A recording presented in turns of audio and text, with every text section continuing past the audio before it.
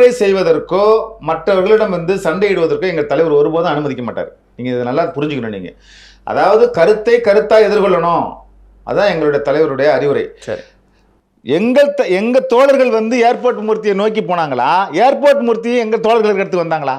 அங்க வந்து நடந்தது வாய் வார்த்தை என்ன நடக்கும்? ஏற்கனவே வந்து விடுதலை சிறுத்தைகளை ரொம்ப அவதூறா அநாகரிகமா நீ பேசிக்கிட்டு வர்ற, அதை நாங்கள் பொறுத்துக்கிட்டு தான் போறோம்ல. நாங்க இருக்கிற இடத்துக்கு வந்து எங்க தோழர்களை பார்த்து என்னடா உங்களுக்கு இதான் வேலையா இருக்கடா, உங்க உதவாங்க போறீங்கடா, நீங்க உங்க தலைவர் உயிர் என் கையில தான்டா இருக்கு, என்னடா உங்களுக்கு அப்படின்னு கேட்டா என்ன பண்ணுவாங்க? யதார்த்தமா புரோவோக் ஆக மாட்டாங்களா? சாதாரணமாக எங்கள் தலைவரை வந்து மிக வன்மமான முறையில் அநாகரிகமாக பேசுகிற அதை பொறுத்துக்கிட்டு தான் நாங்கள் இருக்கிறோம். இருந்தாலும் நாங்கள் இருக்கிற இடத்துக்கே வந்து எங்களை வந்து நீ சண்டை எடுக்கிற மாதிரி இருந்தால் சண்டை நடக்க வரதானே செய்யும். அதில் என்ன இருக்குது? சரி, அப்படியே சண்டை போட்டாங்கல்ல, எங்கள் தோழர்கள் கையில் தானே சண்டை போடுறாங்க. நீ என்ன வச்சிருக்க?